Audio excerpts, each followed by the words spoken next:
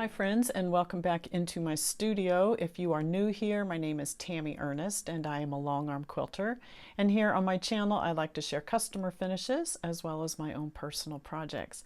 Today's video is being sponsored by Craftsy. Craftsy is an online community of creative, like-minded makers. As a member of Craftsy, you have over 2,000 classes to choose from in 20 different categories, everything from quilting, sewing, crocheting, painting, baking, cake decorating, whatever your current interest is, or maybe you want to find a new current interest.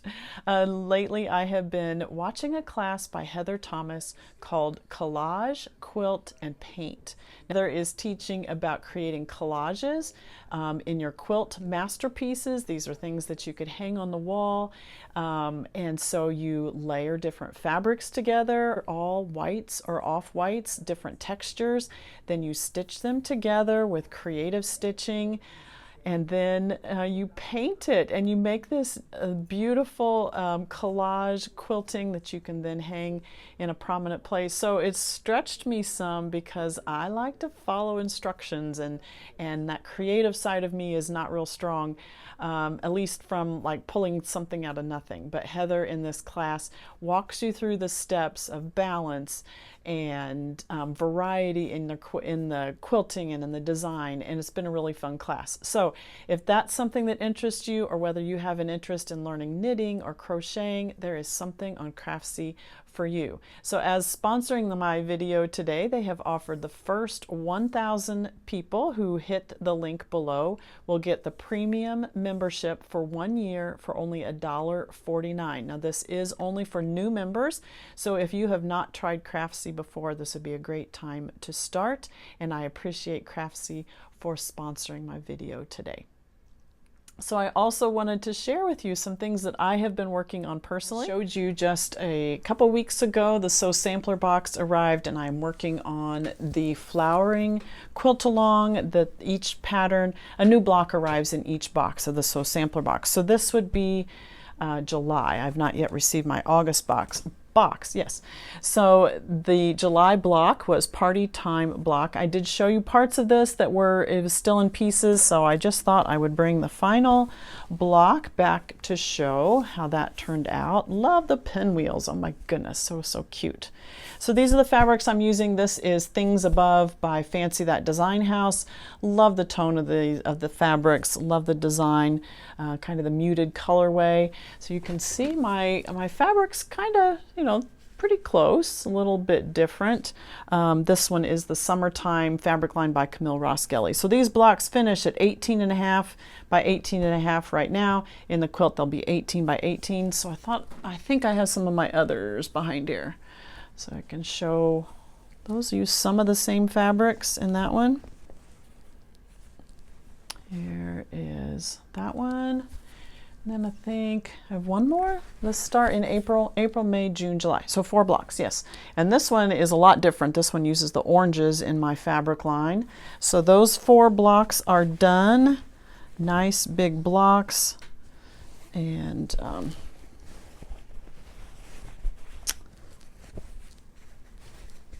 I don't know what order they're in. I don't remember that. But all right, so this is the most current one. And I just am using I believe this is a Bella Solid. That on the Fat Quarter Shop website, they always suggest solid colors that match well with the fabric line that you're looking at. And I had purchased this solid when I was doing the square up quilt, and then changed and actually used a tone-on-tone cream color for that to finish that quilt. So I'm using as my background print just this white. It's a creamy color solid. So there is my block number 4 of the flowering quilt along. The other thing I have worked on this week, and I forgot my book. Hold on just a second. Okay, that is just a little jaunt. My Longarm room is on the first floor of our home. My sewing room is on the second floor. So I had to run all the way upstairs and all the way upstairs. Anyway, my Quilt Circle membership this year has been doing this quilt along. This is from the Bonnie and Camille Quilt Bee book. We are doing the Shine On sampler that is in the back of this book. Now, if you are looking for a quilt along, this is a great one. It is already set up as a block of the month or a quilt along. They have already made the assignments for each month, so it's super easy one to pick up. And if you haven't heard me mention before, what I love about a quilt along where everybody's picking their own fabrics is you get to see the personality of people come out. I just love it. It is so fun. So this is an older book. It was redone, or it was a quilt along many years ago, and then I think more recently, maybe last year, it was run as another quilt along.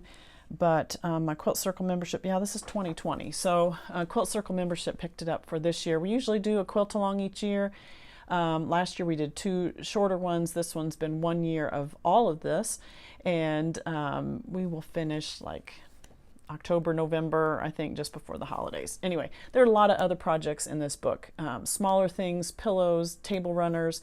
There's even cross stitch that matches this quilt itself, but it's been a lot of fun. So this is Bonnie and Camille.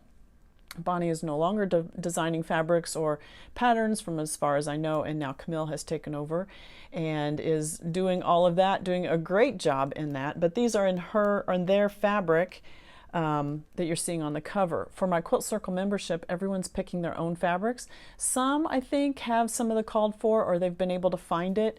But me, I have chosen to use all Lori Holt fabrics, and so I'm following the basic colorway that you see on the front here, but using Lori Holt's fabrics. I did not buy certain line or anything. I've got lots of Lori Holt scraps. I have probably some of every line that she's ever done, not ever done, but a lot of scraps from the different quilt alongs that I have done, and so that's what I'm using. I'm not quite caught up. I'm getting there.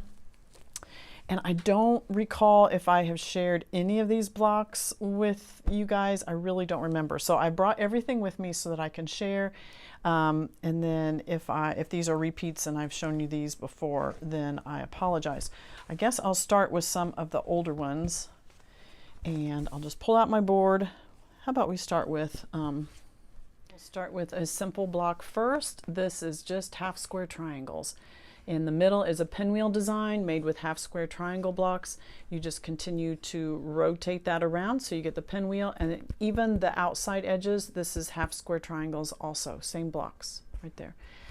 So a really neat design. So all of those extras that I'm cutting off, like when I do my flowering quilt along that I showed a couple weeks ago, where I would trim off the back of some of those pieces, and it's making a half square triangle unit. This is a block that I could make. It's all half square triangles except for this, the little bit of rectangles that are around the 4 edges. The rest of it is just half square triangles, so I could make a block like this with all those extras. That would be really fun. All right, here is another block. I like this one. I like this star block. I like the colors in it. I like that we have 2 different reds, 2 different greens, 2 different blues, 2 different pinks. Now the background fabric that I am using, I don't think it's a Lori Holt print. I have a whole bolt of this. I'm really not sure. I'll look it up, and I'll link it down below if I can find it. It's just a pin dot. It's a white with little polka dots on it. Just a white tone on tone. I'm using that for the background fabric of all the blocks, and then the rest of them are just Lori Holt scraps from different projects I've worked on. So I like this block. I think it's very, very pretty. I like the 4 different colors there. All right, another one that I've been working on. I finished this a while back. I may have shown you this one. So in the book itself, I'll show you that on the front. It's next to that flower one. You can see how Bonnie and Camille had a floral around there with the blue cross in the middle. And so I'm trying to follow the same colorways that she did, and I did find a floral block kind of similar. Those are Lori Holt fabrics, so a fun block there. All right, these are cute ones also. 3 of these. My favorite of these three are the two at the top. I like the larger floral print that I used in the center of those star blocks. They're very cute. I mean, this one's cute too, but I do like the larger florals in the middle. I like this color yellow, very bright and cheery, and the pinks and the reds together, very fun, very cute. All right, and those as compared to these. Same block, just color placement is different. And look how much the block changes. I love this. I think I like these even better than the white background. So colored background fabric, the star points are the white ones, and the center square is then colored the same as the background print. I did use two different prints there. I like the orange one and the blue one too. There's one more. There's a red one also. I really like these. I really, really like these blocks. So just color placement. It's the same block as the previous ones, but just color placement totally changes the look of it. And I like the two different prints used in each block. All right, another one. Let's see what else I've made. This one, I only have one of these. I don't know if there's only one or if I forgot to make the others. Simple block, square in the middle, half square triangles. Again, just rotating them around, and then you get this star type of shape. Here is a log cabin block. Now, what's different about this log cabin, 4 log cabins. You start with your square in the middle. I believe this square is like 2.5 inches, but notice the white side, the white parts, the low volume, it's cut much skinnier. So while this is 2.5, I believe the colored ones are 2.5. I think the white ones are cut at 2 inches so that they finish at 1.5 inches. So kind of a modified log cabin, kind of makes the colored side of it heavier, bulkier, more substantial in the middle, and then you put the 4 of those together and you get a nice plus shape. Looking at this, maybe I should have switched, put this block over here, because then the red and the pink would have been across from each other, and the teal and the blue. I did that on another one. I'll show you in just a second, but maybe I should have changed those up a little bit. All right, another one. This one over here. Kind of like one of the signature blocks of this quilt is the B block. It is called, the book is called the Quilt B. And I don't know, you kind of think of this quilt when you notice it. That's kind of one of the first ones you notice, because it's the only block in the whole quilt that has the darker background. So I did use an aqua color background. The difference I did was I made my bee body, I made it brown instead of blue like is in the called for in the colorways. My wings are white. They're not the low volume. I mean, they are a low volume, but it's not the same background print that I used on the other blocks. This is white with the little yellow circles on it, and then I have the yellow part for the other part. So brown and yellow, and some tiny pieces there in the antennas, but it wasn't too hard. So that was a fun block as well. Then recently I've been working on these plaid blocks. Again, I just pulled fabrics, whatever was in the pattern. If she had a blue, then I chose a blue. If she had an aqua, I chose an aqua. So pretty similar. I like these plaid ones. Now what's different about these is you're not cutting each one of these squares. You're actually cutting strips. So for this one, I had a blue strip and a red strip. You join those 2 strips and then you subcut into this length right here. I also had a blue strip and a green strip. You sew those strips together and then you subcut those. Then you have a white strip with a white, I did that backwards, a pink strip and a white strip. You sew those 2 together. I press my seams open and then you subcut those. And she does give you long enough strips that you have a little bit extra on either end. It's not just exactly perfect, and I like that. I like to make a little bigger and cut to exact size. And then you have 1 white square in the middle. And so that makes 2 fun blocks there. Those are called the plaid blocks. Now the most recent one, the plaid blocks have been very recent, but this one is another one that I've done. This one, the colorways, I did change up. Let me show you real quick on the cover. So it's this block right here. Notice that she has the red and the pink on the same side, the blue and the green on the same side. Hers is more of a lighter blue. I didn't have, I used a different blue. I used more of an aqua type of blue. And when I lined that up with the green and the aqua at the top and the red and the pink at the bottom, I didn't like that the colors were so closely matched, and so I put those on opposite sides. So I put the green and the aqua on opposite corners, and then the pink and the red on opposite corners. The only thing I don't like about this is now I feel like this red side of the block is heavier. I feel like the tone is darker on that side and this side is lighter. But when I switched it back and put the red over here and the green over here, then I felt like the colors were very similar. But it kind of matched that other block that I showed you, so I don't know. I mean, it's all scrappy. It'll all come out nice in the end. Again, this is all half square triangle blocks. Everything in there is half square triangle. And this does measure like 24 inches. They're all 3-inch squares. And those half square triangles, yeah, all half square triangles. And look at the design you can get. So, so fun. Very, very neat. I think that is all the blocks I have done so far. I still am excited to do the house one, the rainbow one, the heart one, and the big flower one. Those are some big blocks that I still need to do. And actually this one up here too. So got some catching up to do, but it's been a fun quilt along. I love seeing everybody's fabric ways. That is my favorite part about doing a quilt along when it's not just called for fabrics, is seeing what everybody has chosen to do. While I've been working on those blocks, I have been continuing to work on my Leaders and Enders project. What is a Leaders and Enders project? So this is like a bonus quilt.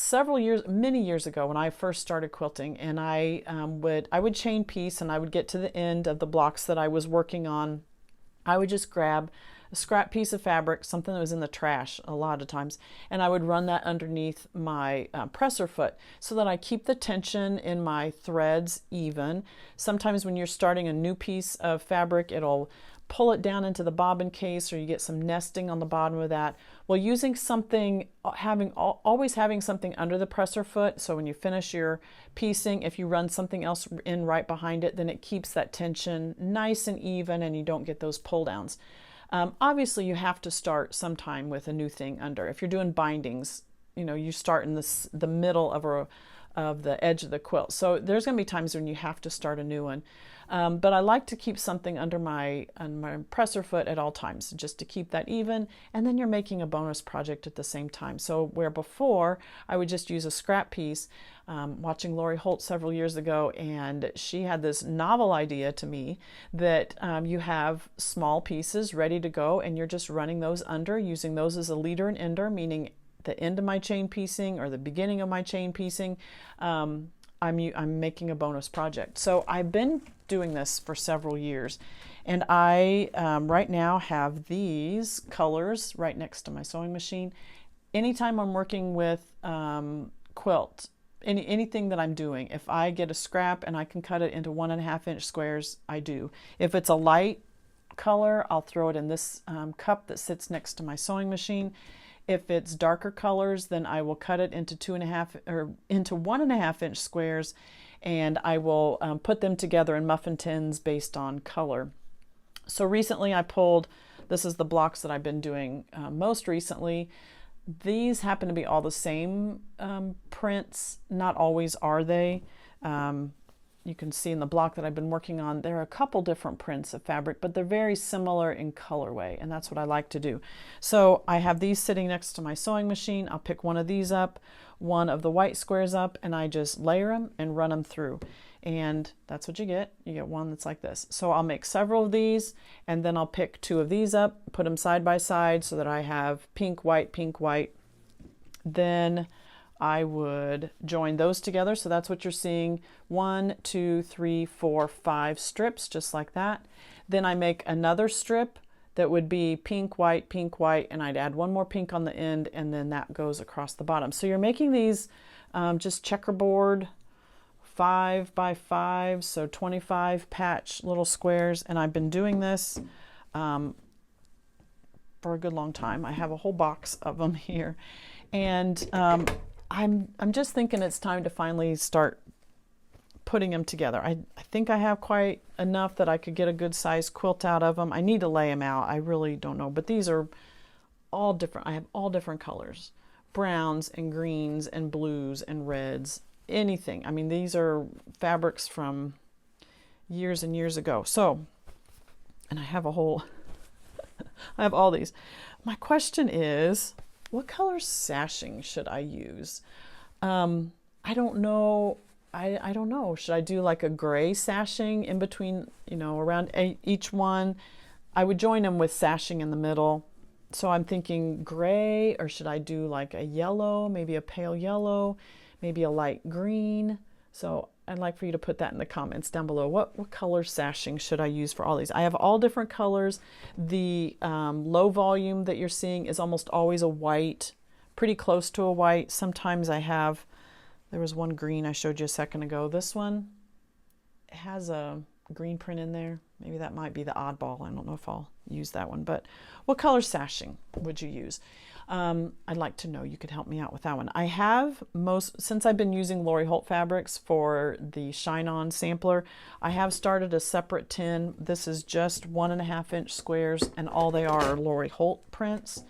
I just thought it'd be fun to have ones that were all those. So as whether it's low volume, whether it's colored ones, I just throw them in here, and then at some point I'll do the same type of thing, but have it all be Lori Holt prints. Not that any of these that I have right now are not Lori Holt prints. They might be.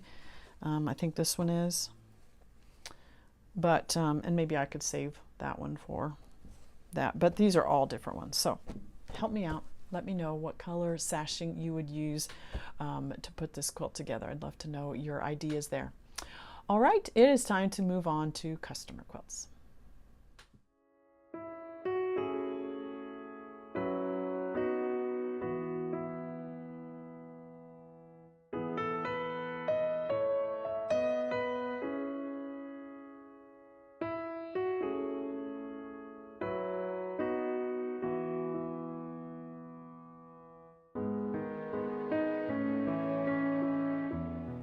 I have 3 quilts to share with you that are Annette's, and this first one is called Folklore. This is a pattern by Pat Bravo. This is actually a free pattern on the Art Gallery Fabrics website, and I have linked that down below. So about a 10-page pattern. It looks much more complicated than it is. You do have to keep your blocks straight because there's quite a few blocks, but whether you are a visual learner and you need a picture, or whether you just need the numbers and print it out, they have both in the pattern here. So if you need a picture of how each of the blocks goes together, they have that. Let me show you that. So once you make your blocks, you can set them all out exactly as they show in the picture. But they also do provide, they number all the blocks. Instructions look really, really good. The blocks are all numbered, how many of each one you need, and then it lists the row and the block number of each block that is in that row. So you not only have a picture, you also have the numbers, and that is a great help. So the fabric line, this is Indie Folk, which is also a collection by Pat Bravo. So she wrote the pattern and did the fabric, and those are both done by Art Gallery Fabrics. So a very beautiful line. It very artistic, very bold, I want to say. The colors, you have deep blue backgrounds with bright flowers on top. You have deep red backgrounds with flowers on there. Then we have some lighter colors with the deep blues as the top print on top of there. Notice also the deep aqua color. It's a very rich, all of the colors are very rich in this. Your golds and your blues and your crimsons, the aquas, very rich colors, very dense artistry in the number of flowers that are in the prints. Very, very beautiful. So the blocks are done. There's like 8, 12, let me look real quick, number of different blocks that you have. There are 14 different blocks. Some of them you're creating quite a bit. I think the most was 24 blocks, and I don't remember exactly which ones those were, but then others you're only making 4 at a time, and then they show you how to lay them out very nice. So you can see, maybe you can see, so it looks like, again, this is one of those patterns, it looks like this is your block. That is not your block. The block is actually this white diamond that you're seeing right here is an intersection of 4 blocks together. So there is a seam right across this, both horizontal and vertical. And so here is the block for this one. So a half square triangle with the dark blue and then the white print, and then you're doing another easy corner triangle right here on this corner, and then those 4 blocks become an intersection, and then you get this secondary design, and you're getting that whole diagonal feel across the quilt. Very beautiful, very beautiful. And then you have the red diamonds. Again, those are intersections of 4 blocks. So the piecing is pretty easy. It's just keeping your fabric straight, keeping your block numbers straight. So mark everything very well, and keep them all organized, and you won't have any problem with this quilt. It looks much more complicated than it is, but all of those secondary designs are coming together when the blocks are put together. So very, very pretty. There is a smaller border on the outside. Again, very rich colors, the deep mustardy color, yellowy color, and then again the deep crimson color around the outside is beautiful, and you even have hints of that mustardy color in that one. Very pretty. Almost, some of these almost have an African type feel, but then others are just very bold floral prints. Very pretty. The backing fabric, this is one of the confetti ombres. So you can see this, it starts dark, it moves to light in the middle, and then it becomes dark again on the other end. There is a wide range of colors in these ombres, any color that you are desiring for the back of your quilt. Now, my only caution with these is because they go from dark to light to dark. When I am loading a quilt like this on the long arm, it is a wide back, so it's 108 inches wide. So the 108 is from the dark all the way to the light and back to the dark.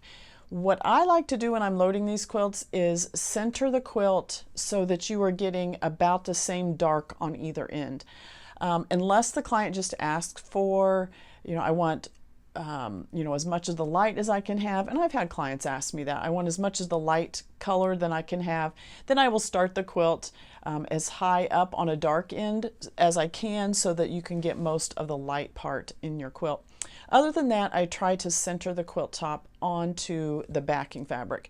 So let's just say 108 inch wide backing. Let's say the quilt measures 80 inches. If I subtract the 2 of those, I have 28 inches left over. I would need to divide that top and bottom, so that would give me 14 inches on either side. So I will load the quilt backing, and then I will measure down 14 inches down and from the top of that backing, and I will put a pin there. And I will rotate the backing until I have that pin closer to my bar in the back, so that I can then do a plumb line all the way across. I'll load my backing fabric, then I will load the batting on top of that, and between those 2 layers I always do a plumb line, so a straight horizontal line at that point. Now normally I will load it as close to the top as I can with a quilt backing. That way, even if you have a pretty large backing, if it's the same, the backing is the same all the way on it, then I am returning a piece of fabric much bigger than just giving you strips of fabric, if that makes sense. So I will load it as close to the top as I can. But something like this, where I'm wanting that evenly distributed across the back, I will mark down 14 inches and I will put a pin there. I do my plumb line through my batting and my backing fabric, and then the quilt top is also loaded, and that is where I will start that quilt top, where that plumb line is. Plumb line just meaning a basting stitch horizontally all the way across the quilt, and I know that that's where I want to start the quilt. I always start, I'll use my channel locks on my long arm, so that I know I have a straight line all the way across that quilt, so that my quilt top is starting completely straight across the top or wherever I want to start. So that's how I would center this onto a backing so that I get it very evenly distributed across the back. This is done in the indigo color, but again, there are any color that you would need. They have this, and it's called the confetti because you can see that not only does the color get darker as you move down the fabric, but you also get more and more of the confetti dots as you get to either end of the fabric. In the center where the lighter part is, whatever color scheme you pick, or colorway you pick, the lightest number of dots is in the center, and then it gets more and more as you go to either end. So a lot more density with the confetti dots as you move down. The dots themselves are probably maybe a ½ inch in diameter, so about that size, about the end of your finger maybe is the size of the confetti dots. And this one has black and then a little lighter gray as the dots on the back of this indigo. And then towards the middle, you still have the lighter gray, but you really lose that. It's almost becomes a tone on tone in the middle of the quilt because that background of the lighter blue, the lighter indigo, is much closer to the color of that dot. So the blacks really stand out, but you kind of lose that lighter color. So that, maybe I'll just leave it right here because I think you can see the pantograph very well. So we went with ICAT, which is spelled I-K-A-T. There are a couple of different ICATs. I like this one. Personally, I like this one the best. There's a second, there are a couple others, some that are a little more stretched horizontally, so you have a much fatter, wider ICAT. There are some that have several more echoing around each of them. So this one has 1, 2, 3 stitch lines, 1, 2, 3, so 3 echoes. Well, 2 echoes. You have your center diamond shape or peacock feather shape, and then you have 2 more echoes outside of that. So you're stitching actually 2 of these at a time. So every row is the same because, you know, some pantographs you're only stitching 1 of these and then your second row is nested up inside of there. Now, while I do have the rows nested, they are the same. The row is the same each time because you're stitching out this one and this one together in a row, and so every row is the same. I did shrink this down. This is probably I'd say 6, 7 inches tall. I did make it fairly dense. I know Annette likes dense quilting. She marks that on her form for me, which is super helpful. I appreciate that because then I can decide how dense I want to make this pattern. Others may like it a little taller, not quite so dense because this does have many echoes. Great texture. I mean, just great texture. I really like this. But again, there are other ICAT patterns that if you like more echoing, you can do those. If you like a little different shape, you could probably change the shape of this just by how you do your lock features and whether you increase the design. Now, when I do my lock features to change the height of the design, I always lock it in proportional. So the height and the width are proportional the way the design was programmed. Then if I'm shrinking the design to a certain height, it is proportionally changing the height and the width together. But you could change the whole look of a pantograph by not having that locked and instead just changing the height. It's going to keep the width the same and just change the height. So it would increase the length, the tallness of the pantograph. Or perhaps you want to keep the height of it, but you want to increase the width. And so you could change the pantograph by spreading it out this way. So the height would stay the same and you can make a different looking pantograph just by changing that. So you can really do a lot with your pantographs, not, you know, changing them up a little bit to suit your needs. Maybe you want something that looks a little different. And sometimes that's just playing around with the computer and changing the design when you have it pulled into your computer and kind of see what you like. I see a lot of different designs. A design changes when I'm shrinking the rows to, you know, to really nest together. Sometimes you can get some neat patterns when those rows are shrinking, some different designs in there.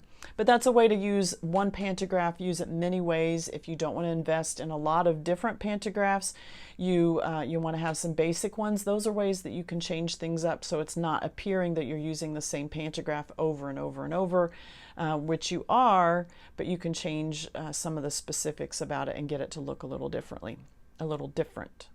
Yeah. So this is the iCat pantograph. The thread color on this one, let me see if I wrote it down. I believe I used gray. No, I didn't. 3068. Let me grab the 3068 so you can see the color of that one. So the 3068 is a beige color, and that's actually the name of it on here is beige. The reason I went with that, the backing, if I was just doing this quilt looking at the backing, I probably would have used gray. But there are not, the tone of the front of it is not really a gray tone. It's more of a creamy tone. And even the cream on these quilts, or on these colors, was the colors are very rich, and I felt like a cream kind of contrasted too much. I really wanted the focus to be on the quilts. You got lots and lots of busy prints on here, so I don't want to use a thread that's going to detract from all of that. The beauty of this quilt, while the pantograph adds a dimension to it, it's something that is not going to be seen on this unless you're looking at the back or until you get in really close to this quilt, because there are so much other things going on with this. The fabrics are very vibrant. The pattern in the fabrics is very rich and very detailed, and that's really what you're going to notice first. So I went with this 3068, which is the beige, and notice how well that blends in with the top. It's not bright.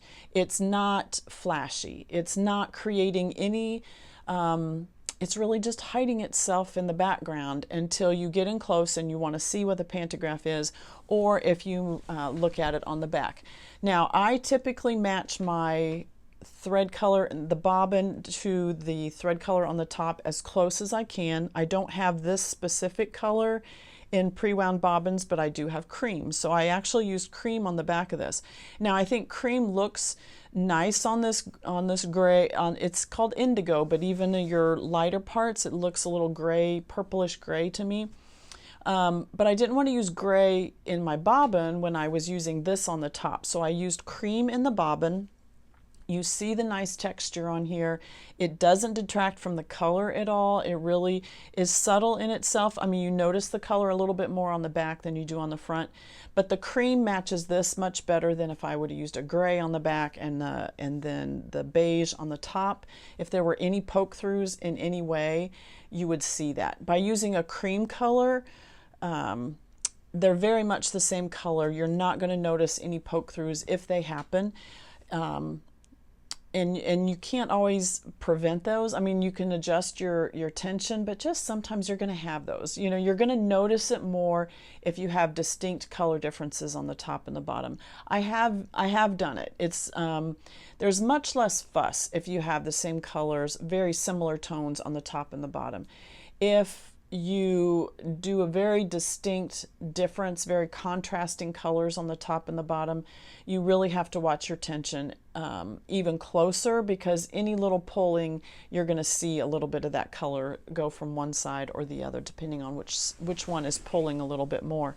But I really like this 3068 on the colors of this. It blended so nicely, just really even soaked into those vibrant colors here, those blues and those crimsons, the turquoise and all of those. It really blended nicely with that. So that's what I used on that one.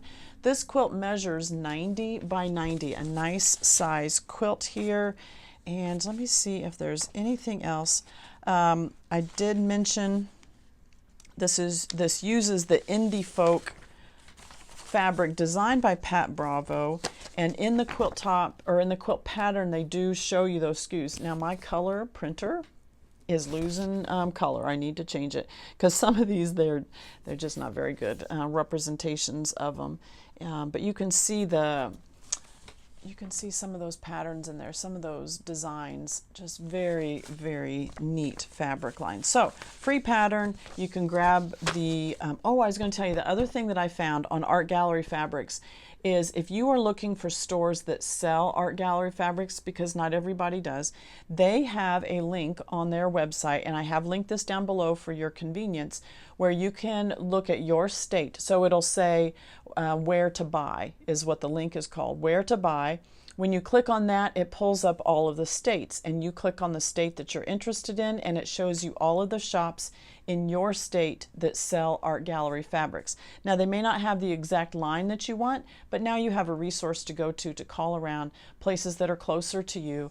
Support your local quilt store if you can, and purchase those fabrics there. I thought that was a great resource. And when I looked at Indiana, which is the state I'm in, there were a couple of places that popped up that may not even be quilt stores. They may be other types of fabric stores that carry art gallery fabrics for other crafting things. So it could introduce you to some new shops that may be in your area that you did not know about. So that's Annette's first quilt. Let me show you her second one.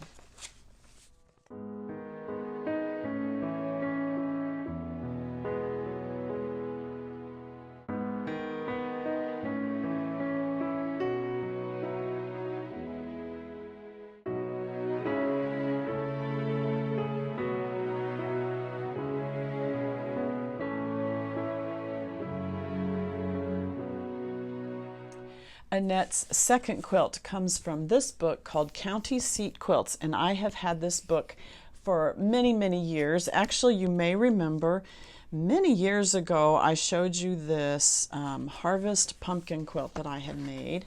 This had to have been early on in my videos, but I made this. I've actually sold that quilt since then. I need to make one for myself, but I love this book. Every quilt in here really is just speaks to my style.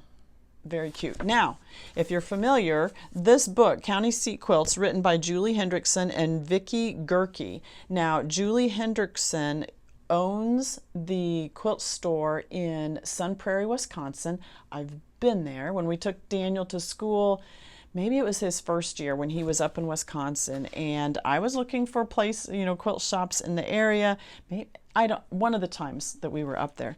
And the quilt store is actually called JJ's Stitches, if I believe it. Yeah, JJ's Stitches Quilt Shop in Sun Prairie, Wisconsin. It's in a cute little town on an old building, old part of town. It's very fun. It's a beautiful quilt store. Beautiful. Loved everything about it. Now, the story of this book is that Julie in her shop is always looking for ways to display new quilts, sell patterns, obviously.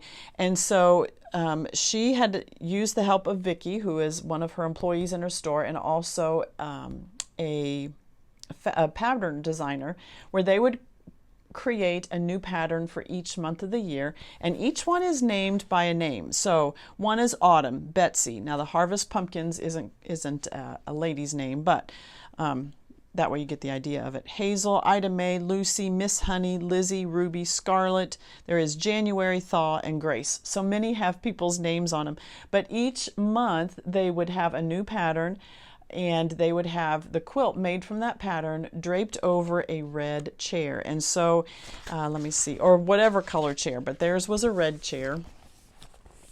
Oh, isn't that cute? This little wooden chair. I just love it. They would have the quilt draped over that, and so customers would come in each month, and they're looking for the chair so they could find the next pattern for that month. And then they put all of those quilts into a book and called it County Seat Quilts. 12 classic patterns with looks that last, all reproduction fabrics, which is what JJ Stitches specializes in. I love the book. I actually had the book before I went to the quilt store, and to be honest, when I went to the quilt store, I didn't realize it was this, or I would have taken my book and had her sign it, but I didn't do that. Now, I have found these books on Amazon. There's only about, I want to say 13 left, it said, so I have linked that down below. So if you like these quilts, you're going to want to jump over there. It's at a really great price too. So you want to jump over to, I put a link down below, click on that link. It'll take you to the Amazon, and you can have this book in 2 days if you're a Prime member, right? So love this book. Anyway, so Annette made the Scarlet quilt. So let me find that one. And she did such a beautiful job. So here is the picture from the book called Scarlet. And doesn't Annette's look so similar? Now, Annette says she used Thimbleberry's fabrics. Anybody remember thimbleberries? That's where I learned to quilt. My mom introduced me to thimbleberries and Lynette Jensen. I loved Lynette. I loved her patterns, and that's really where I got started in my quilting journey. So Annette used thimbleberries. The blocks are made from thimbleberries fabrics. She also used Civil War prints for the backing and for the background, which is this red color here. Hers is almost a pinkish type of red, very pretty. It really goes well with the blocks that she's made. So every block is a star block. She's done different fabrics for each one. Just beautiful. And then around the outside edge, you do have this, actually it's on two of the corners, the bottom left corner and the top right corner has a series of very small, like 2-inch squares, but it doesn't go around the whole quilt. It finishes across the bottom, and then this bottom right corner does not. It just has the red fabric, and the top left corner just has the red fabric. So it's just in those corners like that. So very, very pretty. Very nice use. I just love the fabrics. Very, very pretty. Again, the backing fabric is also a Civil War Reproductions fabric. Very beautiful. It's a tone-on-tone, kind of a mauve-y color. I don't know that mauve is a word, but you get what I'm talking about. So a mauve color. It has some fronds, some more like plant leaf type of design on that. Very pretty. So thimbleberries fabrics, great use of them. If you have thimbleberries fabric still laying around, this would be a great project to work on. You can see it is set on point. I mentioned not too long ago that Fat Quarter Shop does have a free PDF where it tells you if your blocks, it's a whole chart. So if your blocks are 8 inches square, what size do you need to make your setting triangles on the sides and your corner triangles on the 4 corners of your quilt. So again, I'll show you, this time in talking about setting triangles, I have a quilt to demonstrate. So I'll show you how this is put together. So when you're setting a quilt on point, you are actually putting it together in rows. So this would be like your bottom left-hand corner. Here is the block. And over on this section, I am adding a setting triangle. Now notice the block, top section of the block is here. My triangle continues with that seam straight out.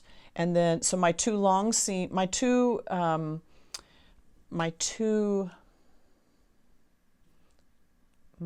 sides of my triangle that are the same size go across the top here and down the side here. The hypotenuse of that, what would have been, the hypotenuse of the triangle, or what would have been the diagonal cut across that square, goes on the outside edge, okay? And then this one is the same thing. These are like half of each block, okay? And it's cut in half. So this one comes over here, and your straight edge goes right along there. And that's how you join them. So you're doing rows, and your last piece on either side is a triangle, and then you're adding a triangle which is 1/4 of the size of this one there. So then notice the next row.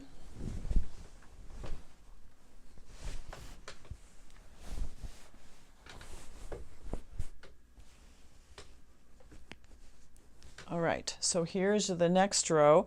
So I have a star, and then I have a fabric square, and I have a star. Here again, I have one of the setting triangles.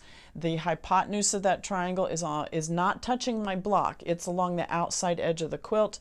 And then the two shorter sides, one is against this block and one is creating that long seam all the way to make that row. And then the same thing on that side. So you're joining them all in rows. When you have that middle row, the whole diagonal across the quilt, on the ends of those two is where you would have your other corner pieces. And then you're working through the quilt to the other direction where it would continue to get less blocks as you move to that corner. So that's what I mean by setting triangles. They're the ones that are going on the edges of your rows, and then the very corner triangles are the ones that are going on the 4 corners. So I will again link that free PDF down below so that you can get that at Fat Quarter Shop. If you find some blocks, if you have some old thimbleberries blocks or whatever other blocks that you are wanting to set on point, the blocks here are the same size as your blocks, whatever the star blocks or whatever you have in the middle. These are the same size, and then you can tell by the chart that I'm giving you what size to cut your setting triangles.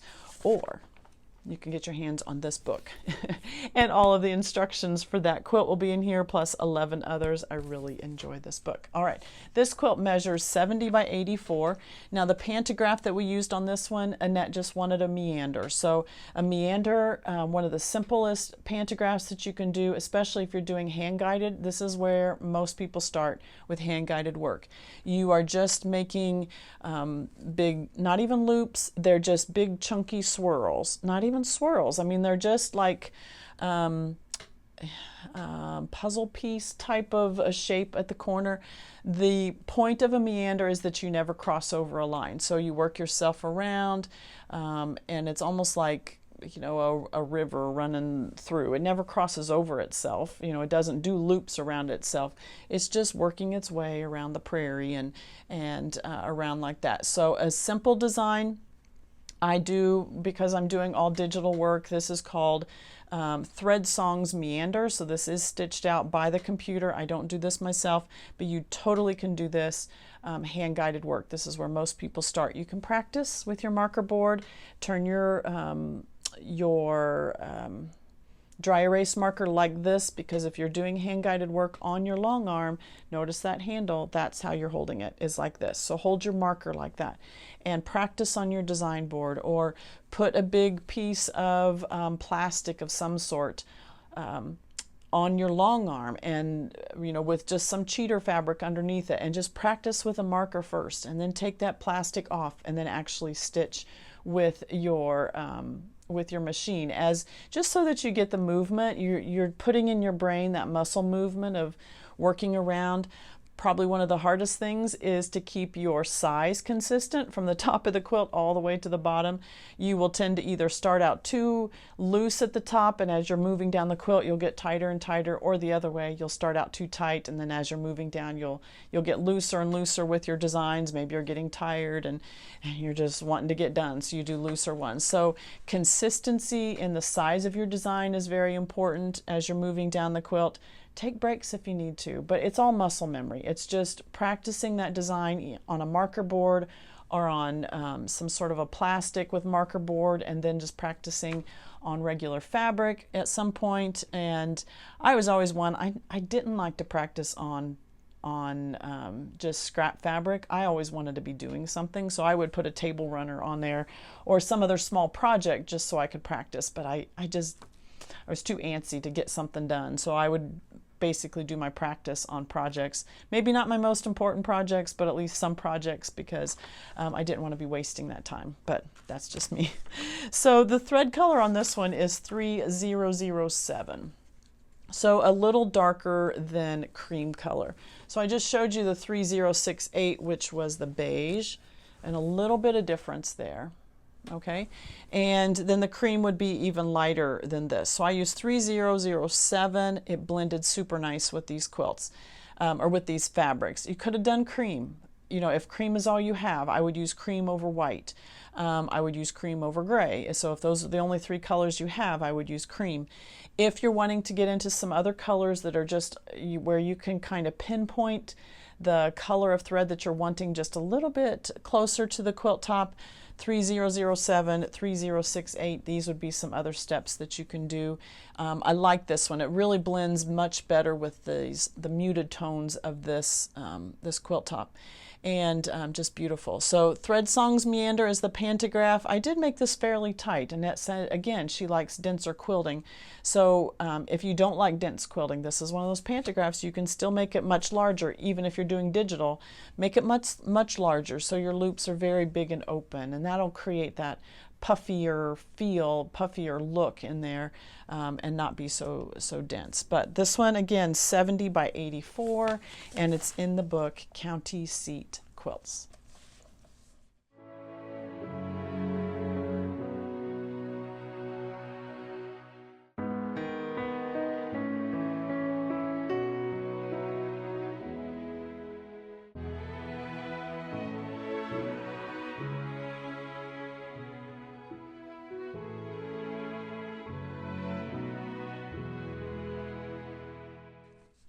Annette's third quilt is a crimson Christmas quilt. This is created by Krista Moser and very beautiful. This uses the Creative Grids ruler, 60-degree diamond ruler.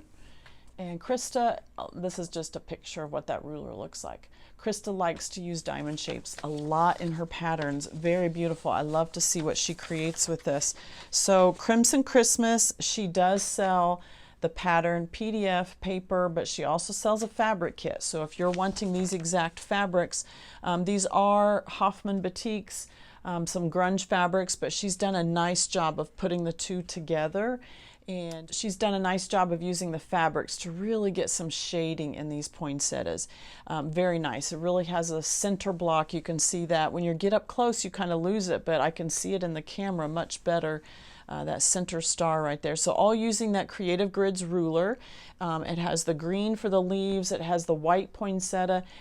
This is a very modern looking quilt because you don't have complete poinsettia blocks. This one you have the complete one. The others are, this one, the lighter red one, you have about 3/4 of it. This white one at the top, actually I think I have this upside down because that poinsettia block should be down here. It works both ways, but I know if you look at the pattern that white one is down in the bottom right hand corner, and then this quarter one is up in the top left hand corner, so I apologize for that. Now in looking at Krista's pattern, she used a lot of straight lines on her pantograph. She didn't use a pantograph. Krista does all hand-guided work, and so she did a lot of custom quilting in hers. I don't do custom quilting. I do digital edge-to-edge designs. So I looked for something that was similar, had a similar feel to it, but did not have to be custom done. And this is a great way if you're wanting to save money, because custom quilting is very expensive, or you can learn to do custom quilting on your own too. But she used lots of lines, and she kept them inside of the poinsettia blocks and then did other lines in the black or in the greens. We just did a digital design all over, but this one is called Reverb. This is a Julie Hurt design. Julie has an Etsy shop called 627 Handworks. Love her patterns. I say that every time I use it, use any of hers. But Reverb is interesting in that it is an extended width pattern. So when you pull it into your program, it's going to be very wide. Okay, you don't have to repeat it horizontally to get the number of rows that you need. It's already wide enough, and you crop it out to the size of your quilt that you have. Now what's interesting about this pantograph, you can see reverb, so you have down, it comes to a point. I don't know if you can see that. It comes up here to a point, echoes down, point down here.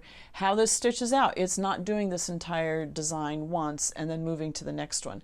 What it is doing is creating, it does this line, so it comes, I think you can see that, it comes down here, does this center, which is a long rectangle, comes up here, it does the diagonal line to a point, diagonal line down, comes over here, does this rectangle. It does that all the way across the quilt, just doing that center rectangle all the way across the quilt. Then it echoes, okay, not really echoing, but then it gets over here and it does the next line underneath it. So it comes up underneath, does the diagonal, comes down. It's doing a diagonal. This one is straight across the bottom, but down here it comes to a point. And so it does that next line underneath all of those, all the way across the quilt, and then it moves down. Maybe a 1/2 inch is about the spacing in between here. I did not shrink this up. I used it as the size it was when it came into the program. Moves down a 1/2 inch, and then it does that continuing echo all the way across the quilt, and then all the way back. So it works itself back and forth across the quilt, right to left, left to right. No, it'd be the other way. Left to right, right to left, left to right, right to left. And that is one pass. It's not separate start and stop points. That is one pass all the way across. Now, the final stop point for one pass is on the left-hand side. Thankfully, I was in my long arm room when it did the first pass and it got back, because I had this on my newer machine, and for whatever reason, that machine is set at a 6-inch auto jump, which means if the next start point is within 6 inches, it will automatically go to that next start point. I've got to figure out how to turn that to 0. I can turn, it's like set at default at 6. Most of the time I really don't care, because you have a pantograph that starts at the left and ends on the right, and it's way too far for 6 inches, so it doesn't automatically move. Because this pass is this tall, when I did one pass, which is all of these lines back and forth, back and forth, back and forth, it finished up on the left-hand side, and the next start was only about 2 inches away, so it started to move down. Thankfully, I heard it, ran over to the machine and paused it. I ended up canceling, getting out, because I had to rotate the quilt. And then I set my auto jump to 0. So it stayed at 0 the entire time I had that pantograph up, this workspace up, but when I shut down my machine, come back the next day, it's going to come back to 0, or come back to 6 inches. So I have to figure out how to change that default. On my older machine, it's set at 0, so I don't have to worry about that. But always be cautious of that, especially if you're starting a new pantograph. Where are the start points? Where are the end points? 90% of the time your start points are going to be at the left and your end points are going to be at the right. But the way this one is programmed and stitched, the end points are on the left hand side. Now another way that you could get around that without having to set your auto jump to 0 is to set a hard stop. Okay, so normally a start will just be a green dot. Now this is on Pro Stitcher. Again, that's the only program I'm familiar with. So you'll just have to figure out, if you're on a different program, what that looks like on your program. But on Pro Stitcher, a green dot is a start point and a red dot is a stop point. So if the next green dot, if it stops on a red dot, the next green dot it will move to if it's within that 6 inches or whatever your auto jump is set at. If I set a red bullseye, it's not a bullseye, it's like a red with an X in the middle. It's a red circle with an X in the middle. If I set that, that's like a hard stop. It will stop there. It will not use auto jump if it hits a hard stop. So I could, with each pass, I could set a hard stop right there. But again, that's like stopping where I'm at and setting, because you can only have one hard stop at any point on your pantograph. So I would have to set that each time. And I just didn't want to do that, so I just made sure my auto jump was set to 0. But love this design. I love how it's stitched out. I like the effect that it gave to this quilt. It gave the same straight lines, a little bit of the angular, because you've got all of those 60 degrees triangles that you're using here. Another great pantograph that could have worked for this one is Merge by Longarm League. The lines are a little shorter, so a little not quite as long. So you could have stretched, I could have stretched that horizontally, or sorry, I could have stretched it vertically to make the rectangles a little longer. I think I would have liked that design a little bit better. But in the choices that I sent to Annette, I did not show her lengthening that one. I just showed her the way it was, and didn't think of that until later, that one could have worked too. But I really like this design. Lots of texture. This could work on number of different types of quilts. If you've got a quilt that you're just wanting texture on, not necessarily repeating a flower pantograph on there or a Christmas theme on there, you're just wanting something with some texture, it's great on any type of modern quilt. I guess it does lend itself a little bit more to a modern type of looking a quilt. Thread color on this one, I did use medium gray. I am going over all of the colors on this one because I'm doing edge to edge digital. I'm doing one color. I'm not switching colors depending on where I'm at in the quilt. So I wanted to do something that was not going to be too bright on the reds and the blacks, but I also wanted it to blend with the whites. So notice the whites. These are more grungy. Some of them are batiks, but they're more of the gray grunge, a cream grunge. So you have little hints of gray in there anyway. I did decide to go with a medium gray because most of this quilt is darker colors. I could have done a light gray. If I did a light gray, you're going to notice it a little bit more. You're going to notice it a little bit more on these darker colors, a little less on the lighter white colors. But I just decided on this one because there was so much of the darker, the reds, the blacks, the greens, that it was better to go a little darker on those. That big block is really the highlight of this quilt. So if by going with the medium gray, I'm really showcasing this one, and these smaller areas of white, while they still have gray in them, the gray shows up a little bit more on that, but I don't think it detracts from it at all. Very nice. And then I did use the gray on the back as well. This backing fabric, I don't have the selvage to know for sure. It looks very similar to like a thatched print by Robin Pickens. Again, multiple colorways in that fabric line, so you'll want to check that out if you're needing a backing fabric. Whatever colorway you're needing, you could find it in that. So this quilt measures 56 by 60, so pretty square, a great wall hanging for Christmas time.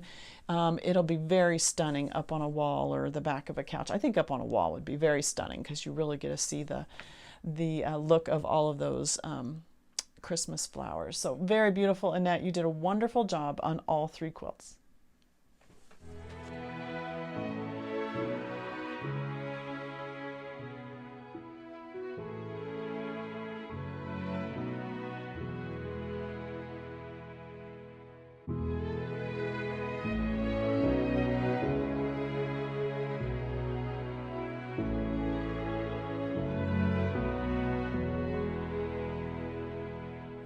Jan's quilt is called Lendina, and this is one of the Villa Rosa patterns, the small cards. If you've seen in your local quilt store, they'll have little $2 pattern cards, and this is a quilt made from one of those. Now you can purchase these online, and I have linked that down below, but you may want to check your local quilt store and see if they have those. A great way to make a quilt, very inexpensive to get the pattern.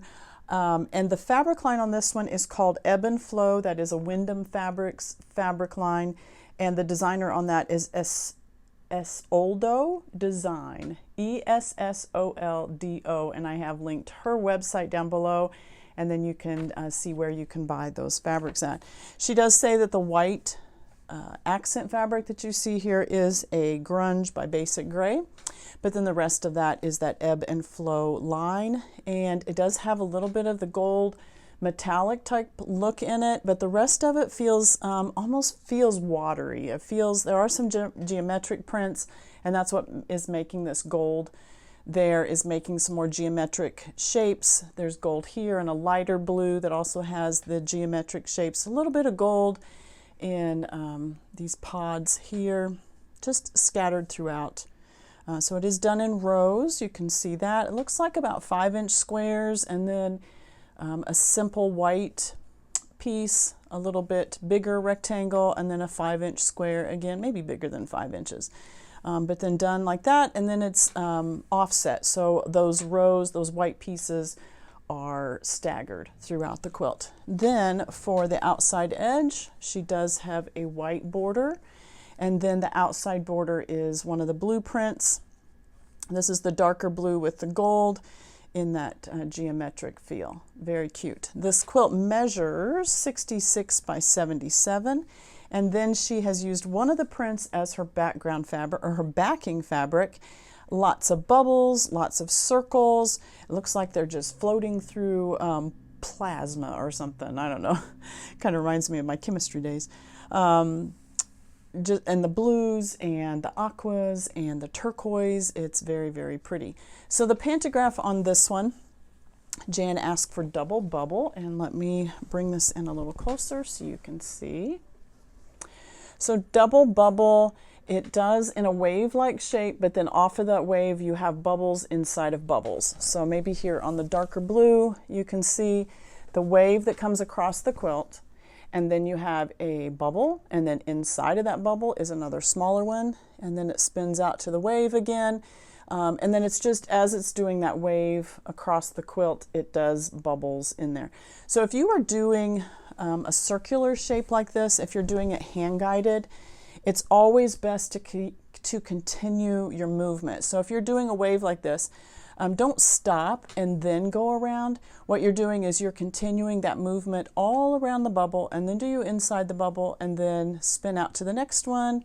You're just continuing the movement, okay, around like that, almost like a merry-go-round or something. You continue around the merry-go-round and then you go off and continue around the merry-go-round on the next one, almost like a roundabout. If you have roundabouts in your area of the country, that's kind of what it is. So you don't stop and go the other direction. You continue around the roundabout all the way around, and then you spin off, and then you go around the roundabout. And you can do it twice. You can do the inner, the inner lane. You can do the outer lane. And then you come off that wave, and then you do another one. So just continue your movement. That'll keep your circles much smoother as you're going around, rather than stopping and backtracking and going back the other way. The thread I used on this one, I actually used Omni Blue Ice, and that is 3087. You can see it's just a very light blue color. I auditioned white. Here is cream as well. White is on my machine right there. Cream was too creamy. It didn't look good. I did audition white, but then I felt like with this blue ice, it kind of gave, it toned down the quilt. No, it toned down the thread a little bit. So the white wasn't so bright, but in some places it still feels like white. I mean, it's a good, it's just a very light, icy blue, so that I think it went with the fabrics really well. So I did wind my own bobbins for this so that we did keep the light blue on the background fabric as well. And I do think you might have trouble even realizing that it's a light blue. I think you would think it was a white, but where you can see it is in the white prints. It just kind of keeps with the colors of the quilt, that blue, that aqua type of feel. Now, when I do wind my own bobbins, I do have a Handy Quilter bobbin winder that's separate. It's not on the machine, it's separate. It's actually down here on the floor, but I do wind my own bobbins. Now, when I am using pre-wound bobbins, I did bring my bobbin case to show you. When I use pre-wound bobbins, I use the Magna Glides that have the magnetic.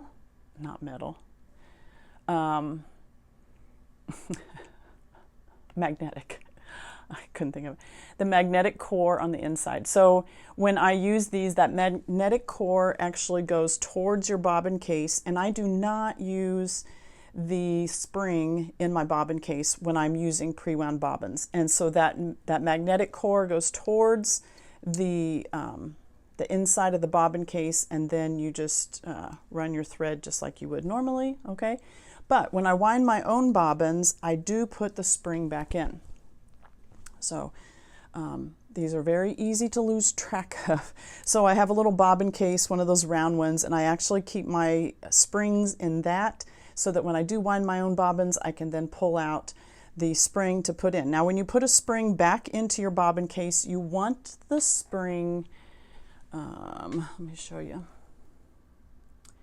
You want, I don't know if you can see very well, one side is going to be just a little bit rounded. It's going to be convex. One side is convex, one side is concave. I want it to pop up. I'm not going to confuse you with convex and concave. Okay, I want it to pop up. I want that that inner spring to be up just a little bit. So when I put it in my bobbin case, and I usually use not always my finger, I'll use some sort of a little screwdriver or something just to push that down. And I want the open part of the spring to be in the open part of that bobbin case, and then I want it to pop up a little bit in the middle. I don't know that you're going to be able to see that, but you want that spring to be popped up in the middle just a little bit. I don't know if you can see inside there. Just see the center part of that is popped up just a little bit. So you want that spring to be kind of this shape as it's laying in the bobbin case. And then when I wind my own bobbins, this is what the bobbins look like. This is what my bobbins look like. These are the M size bobbins. And even if you're purchasing pre-wound bobbins, you'll need to know that whether your bobbin case is L or M. Mine is the M one. So when I wind my own bobbins, this is what's left of one of the bobbins. And then that bobbin goes in on top of the spring, and notice how it pops up just a little bit. Okay, That's normal. That's the way it should be. So when you put that in your machine, then it snaps, not snaps, but I mean, it snaps into place there, and then it pulls off very easily off of that bobbin. Now when you wind your own bobbins, you are not able to see the thread. You just see the edge of the bobbin. So you do have to pull this out occasionally just to see where your thread is so that you don't run out in the middle of a pass unless that's not important to you. When I use a pre-wound bobbin, now my spring is still in here, but let me just show you just to show you. When I use a pre-wound bobbin, I can see the height of that thread on the bobbin through the bobbin case. So it's just, when you're winding your own bobbins, you have to have the sides on there. I use the metal bobbins, so you see the sides on there and you just can't see the thread through there. But that's how you wind your own bobbins. Now some dealers will tell you, always keep your spring in. I think that's Handy Quilter's recommendation. I don't know about other companies, but I think with Handy Quilter, that is the recommendation, that you leave the spring in. I learned long ago from somebody, they mentioned taking the spring out, and I now take the spring out anytime I'm using pre-wound bobbins, at least the pre-wound bobbins that have the magnetic core, because that magnetic core is adhering to the inside of that bobbin case, and it then allows the thread to come off smoothly, and it's that magnetic core keeps the bobbin from when it stops or it goes the other way, it keeps the thread from what is it called when you have the spring is called something. It's called, I can't remember. It's so that your thread doesn't kick back on itself and you get a little loop underneath there. So that's what the spring is there for, and I can't think of the name. But with the magnetic core, I have found that I don't need that spring in, because that magnetic core keeps the thread moving in the right direction and it doesn't move back on itself. So that's how I wind my own bobbins. I do have 2 cones of the blue ice. Not every one of my colored threads do I actually have 2 cones, but I like that because then I don't have to unthread the machine in order to thread a new bobbin. It also keeps me from having to wind multiple bobbins at once when I'm ready. That way I don't end up with too many bobbins with a color on there. I'll just wind 1 or 2, or when I'm getting near the end of the quilt, I'll just wind 1 so that it's ready. But that other cone of thread is on my bobbin winder so that I can just wind really quick. So that is Jan's quilt. That is the blue ice thread, and it's a beautiful quilt. Thank you so much for joining me today. I hope you found some inspiration. Hope you're finding lots of time to quilt. I will be back here next week because every quilt is worth finishing. We'll see you then.